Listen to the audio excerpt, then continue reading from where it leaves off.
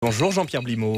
Bonjour Alexis, au revoir. Rio, retour en France pour la délégation olympique tricolore. Passage devant les médias, bain de foule à Roissy hier et réception à l'Elysée. Les sportifs de l'équipe de France doivent maintenant tourner la page, mais la journée d'hier a été intense et festive. Le football, Monaco sera bien en phase de poule de la Ligue des Champions après sa victoire 1-0 hier soir face à Villarreal en match retour des barrages. Et puis encore un Français qui gagne sur le Tour d'Espagne après Alexandre Geniez avant-hier. Lilian Calmejane emporte la 4e étape hier. La délégation française était donc de retour hier à Paris après la fin des JO de Rio. Le retour des héros, si l'on peut dire, rencontre avec les médias sur le tarmac de l'aéroport de Roissy, puis un bain de foule avant une réception à l'Elysée sous les ordres de la République. Alors avec une médaille ou non, les sportifs français ont ainsi tourné la page de Rio. Le voyage a été plutôt festif, pas question de dormir dans l'avion au moment de mettre les voiles, comme le confirme Sofiane Oumia, le boxeur médaillé d'argent en moins de 60 kilos. On a pris les voiles, ensuite dans l'avion on s'est un peu amusé. On a fait ça, il fallait bien qu'on relâche la pression après toutes ces émotions. Donc on s'est amusé tous ensemble avec toute la délégation et c'est des moments magiques, c'est ça le sport aussi. En arrivant ici, on s'attendait à avoir du monde, pas autant. Donc c'est là où je me suis dit waouh, l'engouement qui a suscité ces Jeux Olympiques, donc c'est juste magnifique. Donc fier d'avoir pu être de la délégation française.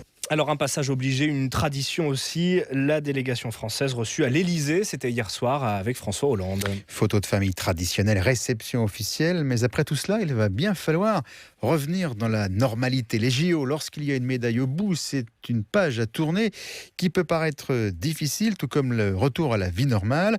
C'est ce qu'explique Alexandra Lacrabert, arrière-droite de l'équipe de France féminine de handball et vice-championne olympique.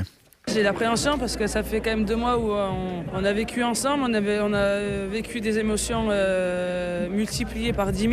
Et me retrouver tout seul dans mon appart alors que là on était 9 dans le même appart où on s'entendait super bien, on avait quand même notre petit moment quand on voulait être seul, on arrivait à avoir notre moment à nous mais ça va être compliqué, on avait nos habitudes dans le village, on avait des horaires fixes, ça va être assez compliqué et vite falloir tourner la page parce qu'il y a une grande saison qui m'attend là et ça va être dur.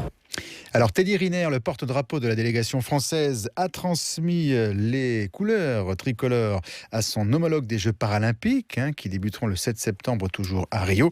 Il s'agit du joueur de tennis en fauteuil, Mickaël Jérémiaz. Et puis rendez-vous donc dans 4 ans à Tokyo, Alexis. Le sport, c'est aussi le foot, bien sûr, avec la qualification de Monaco pour la phase de poule de la Ligue des Champions. Monaco qui a battu le club espagnol de Villarreal 1-0 hier soir au stade Louis II. Un but sur penalty dans le temps additionnel signé du Brésilien Fabinho, penalty qu'on peut contester. Alors Monaco va rejoindre, et c'est le principal, le PSG Lyon dans la phase principale de la Ligue des Champions. Peu importe la manière, l'objectif était donc la qualification. Valère Germain, l'un des attaquants de l'AS Monaco. Même si on n'a pas fait un super match, on s'est tous donné à 100%, c'est ce que le coach nous avait demandé. Si on avait été capable de s'imposer 2-1 là-bas, ils auraient pu très bien le faire aussi ici. Donc on avait à cœur de bien débuter le match. Je pense qu'on a fait une bonne entame où pendant 30-35 minutes on a été bien. On a été un peu mis en danger les 10 dernières minutes de la première mi-temps et après c'est vrai que c'était beaucoup plus compliqué en seconde période où, comme je l'ai dit, on avait du mal à ressortir. C'est la plus belle des compétitions, donc forcément on est tous très contents. Tout joueur a envie de disputer cette compétition. Moi je l'avais vécu il y a 2 ans mais j'avais pas joué beaucoup, donc j'espère la jouer un peu plus cette année. Alors Valère Germain et Monaco passent, ce n'est pas le cas de la Roma, étrillée à domicile 3-0 par le FC Porto. Aujourd'hui, d'autres clubs prestigieux sont en lice pour ces barrages, à Manchester City ou encore l'Ajax d'Amsterdam. Tirage au sort demain soir. Puisqu'on parle de foot, sachez que c'est une information, l'équipe ce matin, Blaise Matuidi serait en partance pour la Juventus de Turin, transfert en bonne voie.